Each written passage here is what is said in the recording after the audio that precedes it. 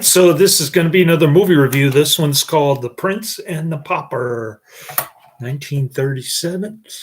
I'm getting this 5 out of 5 stars. I love this flick. There are the two twins that I've never heard of before. And I believe this might be the first Errol Flynn movie that I've seen and reviewed. I've got one more Errol Flynn, at least one more on my Netflix queue. So I went ahead and put his name in the description box just to be on the safe side, so I don't have to go back and do it again later on. I had a mini crisis yesterday. I only worked 10 hours, 20 minutes. My employer is having a severe downturn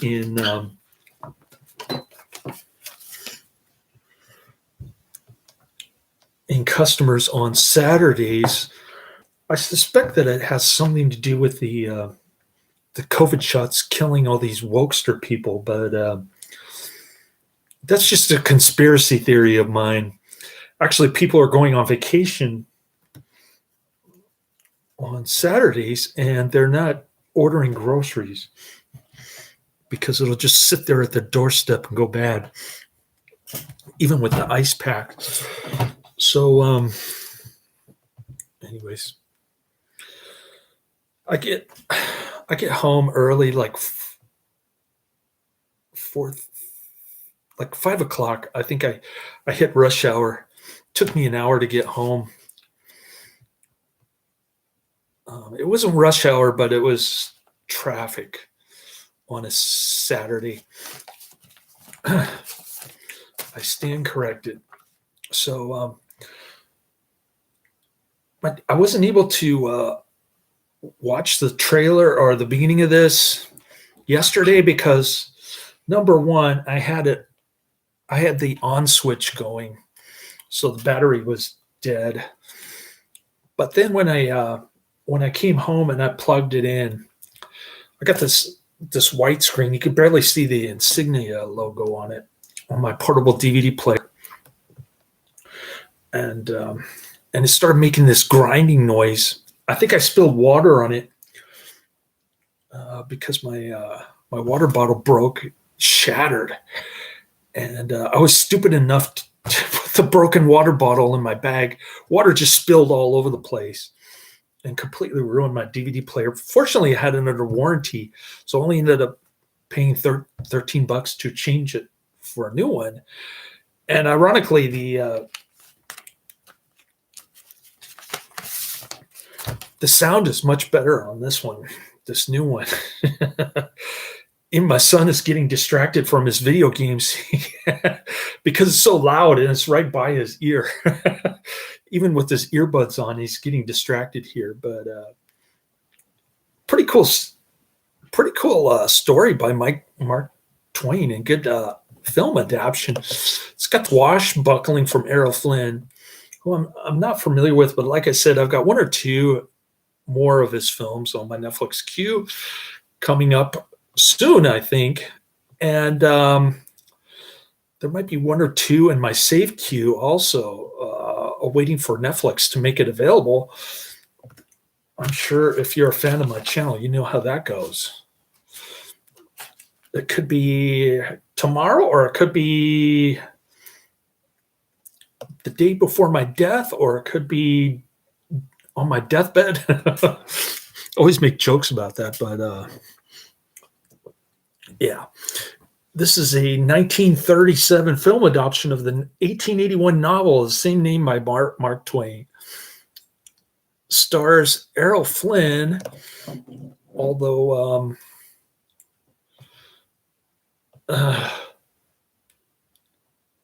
Patrick Knowles was cast for the role of Miles in October. However, Jack L. Warner then decided he wanted someone with a bigger name, and he asked Errol Flynn to do it. It's got the twins Billy and Bobby Mock in the title roles. Very good very good lead actors, I might add. I've never seen them in any other movies, but they have been in other movies. Claude Rains has been described. This it's got Claude Rains, another great role as the corrupt benefactor, and then the movie is described as a kid's fantasy. I enjoyed it as an adult. I thought it was great. We like Son of Monte Cristo. We like Errol Flynn with his sword swashbuckling. He goes up against Alan Hale Sr., the captain of the Royal Guard. This has to be Alan Hale Sr.'s best movie by far. And anyways, the film was intended to coincide with the planned coronation of Edward VIII in 1936. However, its release was delayed until the following year. The film was released on May 8th, 1937, 4 days before the coronation of King George VI and Queen Elizabeth. Don't know what happened to King George VI, but I think Queen Elizabeth is still around. She's got to be like 90 years old. And she got COVID, supposedly. Anyways, nothing can kill that queen. She's going to be like 110 years old.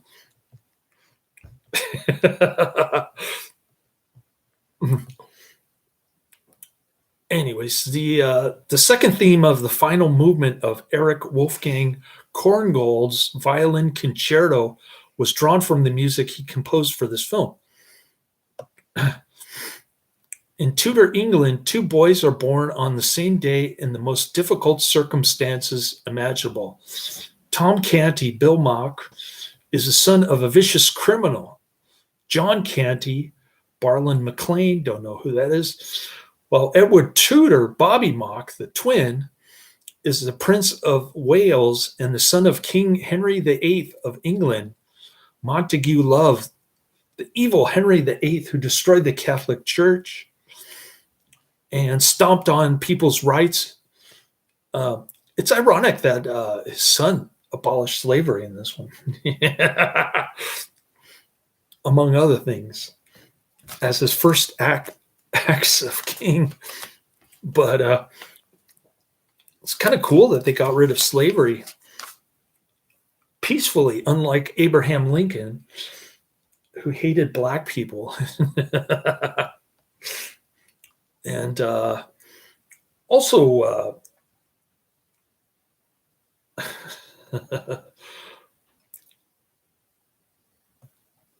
also did some nefarious things as king of the United States. Anyways, one grows up in poverty, hungering for something better for himself and his family. The other in isolated luxury with a strong curiosity about the outside world. Pretty cool dichotomy there for the two twins. All right. They meet and they are astounded by their striking resemblance to each other. After all, they're twins. But not in this movie. They become friends quickly. As a prank, they exchange clothes. But the captain of the guard, Alan Hale Sr., mistakes the prince for the pauper, and he throws him out of the palace grounds. Bad mistake. Tom is unable to convince anyone except for the Earl of Hertford, Claude Rains, of his identity. But Claude Rains doesn't care. He wants the bigger boy as king. He's corrupt to the core. I told my son, power doesn't corrupt, but corrupt people are attracted to power. And this movie says it all. It's like watching ancient Roman Caesar's family poison themselves with corruption. Pretty cool. Anyway,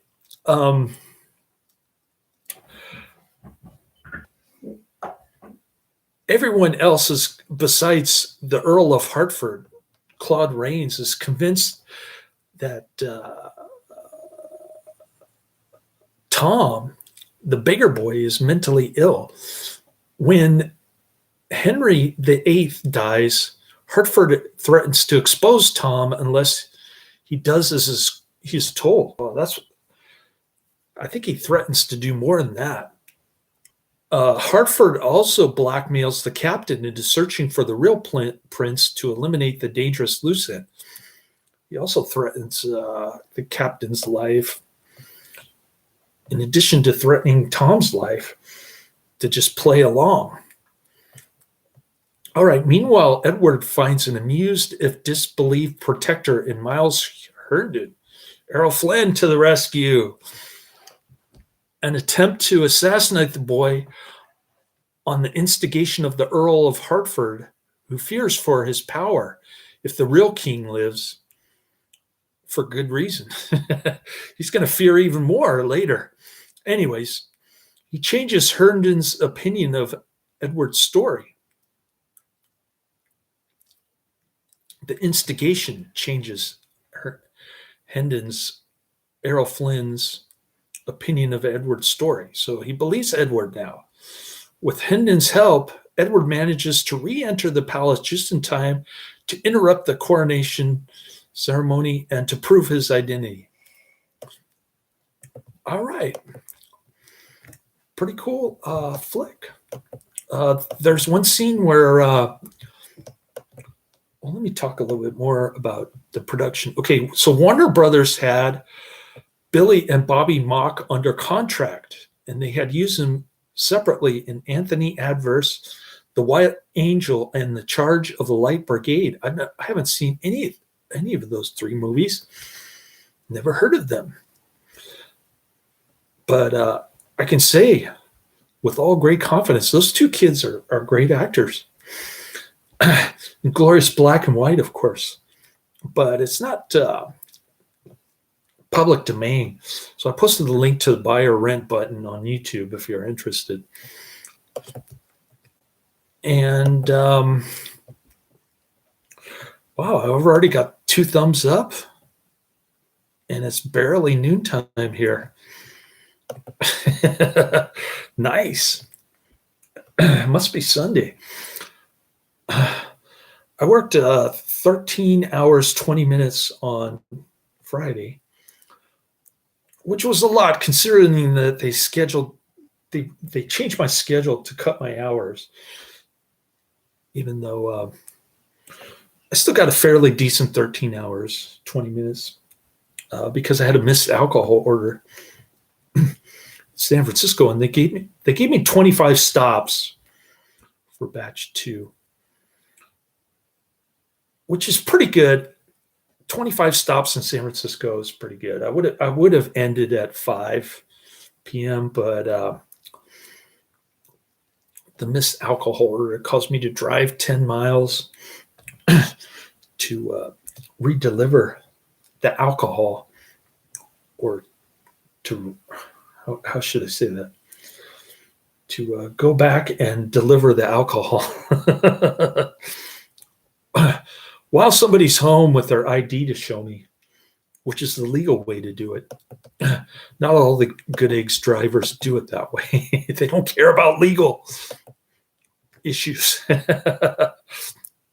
But so I was burned out. I worked 13 hours straight. I only took like a 5-minute break to wolf down my salad, as I was telling Karate Man. But he keeps telling me to add all these Jean-Claude Van Damme movies. The ones that I don't have on my Netflix queue, they're either unavailable on Netflix or they're not on Netflix at all. And when I go to YouTube, all of them are buy or rent button on YouTube. I'm not cool with buy or rent. I think I bought or rented 2 movies, the Lego Movie and the Killing Games, in my lifetime. The the Lego movie my son wanted to see again when he was like 5 years old. Wow, I got 3 thumbs up and 2 people in the chat room. Amazing. Anyways, to make a long story short, I didn't get a chance to watch any of these discs, even though I had them since at least Friday. And I might have gotten them on Thursday afternoon. I can't even remember. Everything's a blur from last week, from this week, earlier this week, I should say. Anyways, the studio announced The Prince and the Pauper as part of their lineup in June 1936. They bought the rights to the story from Twain's estate for $75,000. Well, that turned out to be a good investment. According to Warner Brothers, the film earned $1.026 million domestically and $665,000 foreign, making it the studio's most popular film of the year. So Warner Brothers had a hit. Oh, now I got one person in the chat room. Cool flick. I like the scene where the beggar boy is pretending to be king, and he's signing all these royal edicts without the royal seal, mind you. But he goes off on an anti-tax speech. I showed it to my son. And I like how they emphasize how the Tudor family, in particular, Henry VIII, was really going after Catholics, man. He hated Catholics. He had like six queens. He's like the Prophet Muhammad, the messenger of God. He thinks he's God. This guy, I knew the Tudor family was corrupt and had a reputation for stomping on people's rights. But I had no idea about Henry VIII stomping on the church until my son told me, and I looked it up on Wikipedia. He knows more about Henry VIII than I do. All right, speaking of Henry VIII, here's the other film I got. What a coincidence. The Private Life of Henry VIII. This is the other one I'm going to watch today. It's only 1 hour and 36 minutes. We'll see if it has any bonus features. This one was quite long, but I still enjoyed every minute of it. I thought the ending was great. This one was, The Prince and the Pauper was 1 hour, 58 minutes. It was very long. Anyways, I got 3 thumbs up so far. I'm ready to cook some greasy bacon burger. I ate my son's pizza last night. I was so dang hungry after working 10 hours. I did get I did squeeze a 30-minute lunch break in, meal break. So the meal break for my first shift kind of coincided with my actual meal break because I finished at 10 a.m. They gave me short 21 stops in Northeast Bay.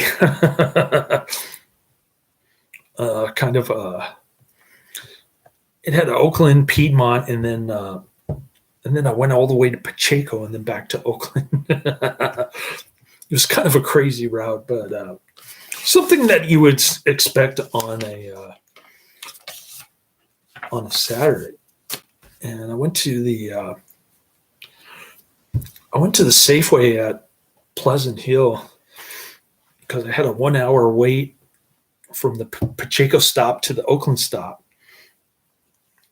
So it only took me 30 minutes to get to Oakland. So I had a 30-minute window to get a couple items at Safeway and to use their restroom because I got to use the restroom frequently from the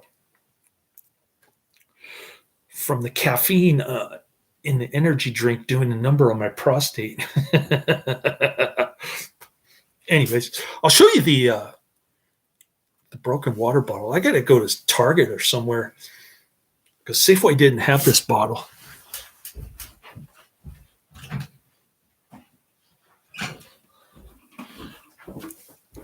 So here it is. You can see it's not holding the water. I can't screw this on anymore. It's not snug, so it just kind of pops loose and the water falls out everywhere. And that was the end of my portable DVD player. That's why I get a warranty on it. I thought I was going to get a refund. The guy said, you're going to get a $3 refund. Then he said, oh, no, the price changed. So you owe me $13. So I said, okay, it's not going to break the bank. I thought I was going to have to pay like $60 or something, but times have changed. The cost of these portable DVD players have gone down dramatically. I told the Best Buy guy, the customer service dude who knows nothing about customer service, he's making like $15 an hour. I tried to make a joke with him. How come your products go down in price, but when I go to the grocery store, it goes up in price? So I was trying to make a joke with him, but he didn't think it was too funny. He ended up charging me $13 for no apparent reason. All right, let's go through what's coming down the pike and my other list besides Netflix, because this is important. I didn't receive Hale Comes to what's the name of that movie that I keep thinking is a canon flick, but it's actually New World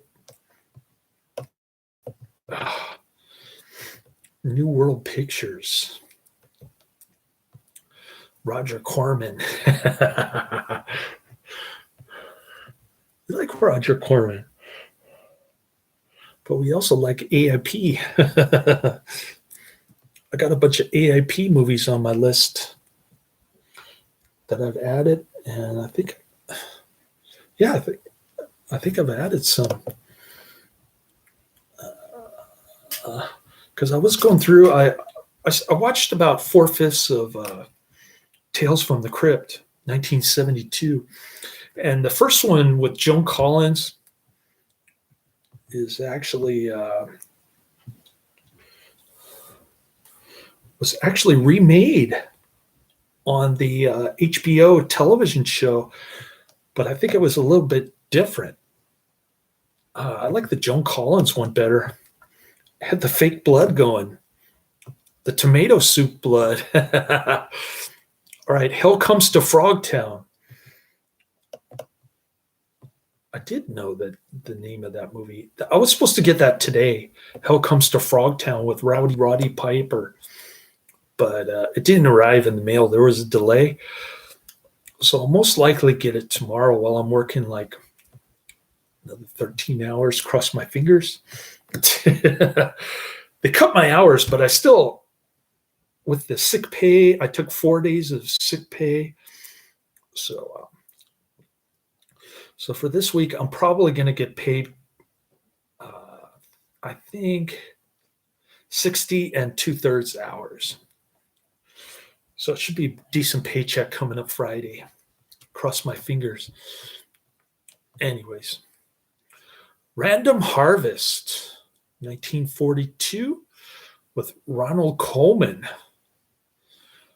Name sounds familiar. That's coming next week, 2 hours and 6 minutes. Oh, man. Then Return to Oz, 1985. That's an Adrian mention. Rated PG, 1 hour and 49 minutes. That one's coming next week. I'm looking forward to that. Red River, the John Wayne Montgomery Clift. Western Howard Hawks, 1948. That's 2 hours and 10 minutes. Man, these movies are long. This one, The Prince and the Pauper, is rated G, but I enjoyed it. I thought it was funny, and had the anti-tax theme. It had the Tudor repression theme. The even when they go to the dive bar in England, one of the bar patrons complains that he was turned into a slave and he had an S tattooed on his cheek by the Tudor regime, the immoral Tudor regime that tried to destroy Catholicism and found other ways to repress the English population. I'm sure not all of them are happy living under the Tudor king, but I could be wrong. I don't know. It must have been miserable, but it couldn't have been worse than living in the United States today with all of its oppressive laws and regulations. Anyways, cool flick. Highly recommended. Check it out.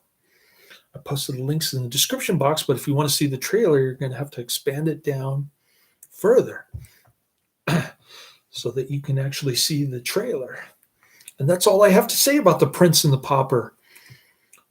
I got 12 hours of sleep, even though I had to go to Best Buy after work and I was dead tired.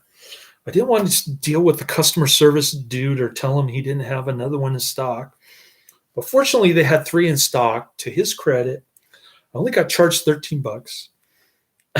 So I felt like I got lucky, and I made an extra trip to the bank to deposit my $25 Aflac check for my first sprained ankle doctor's visits.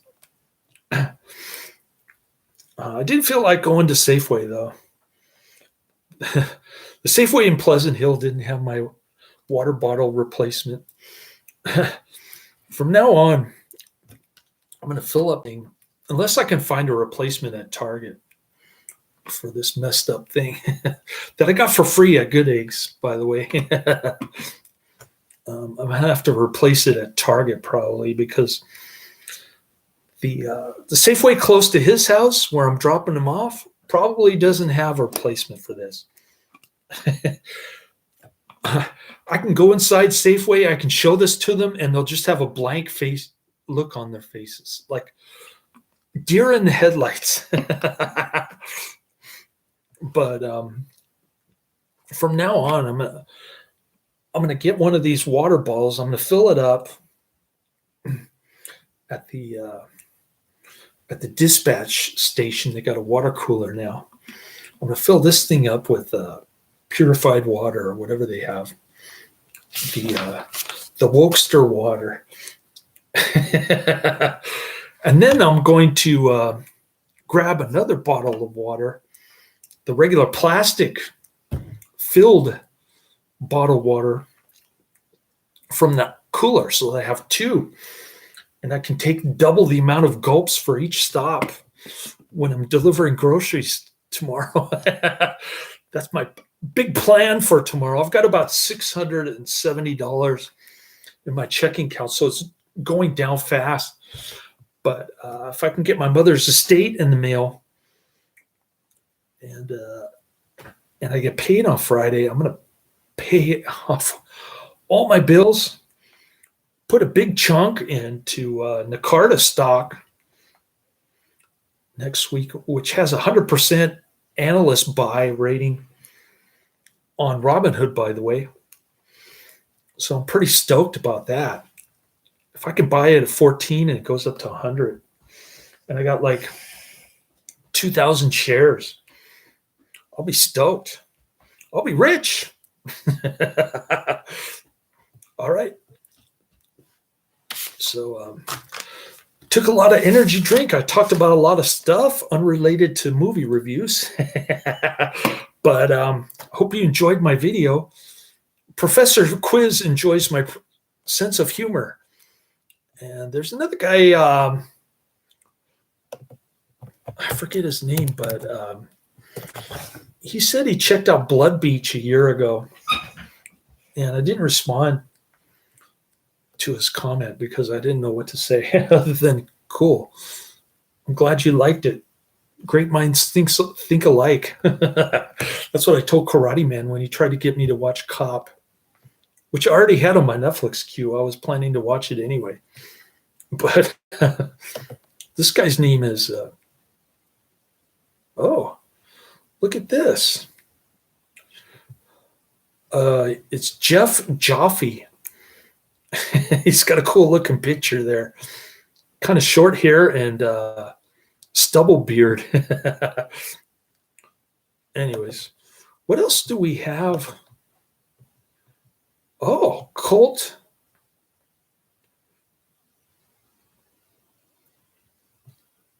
Cinema Classics has Tormented.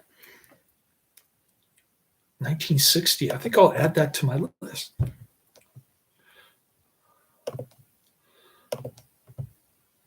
All right, let's go through my list real quick.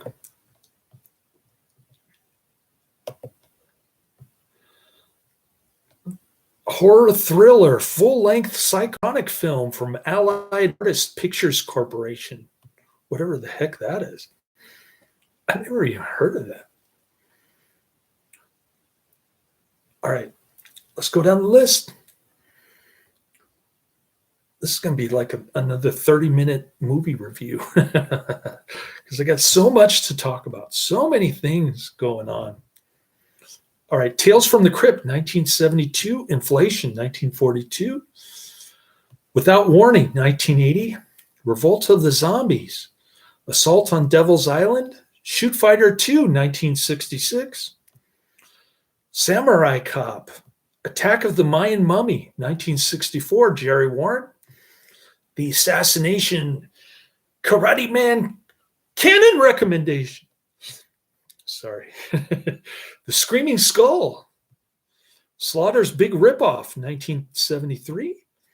The Italian Connection, a.k.a. Manhunt, 1972. Track of the Moon Beast.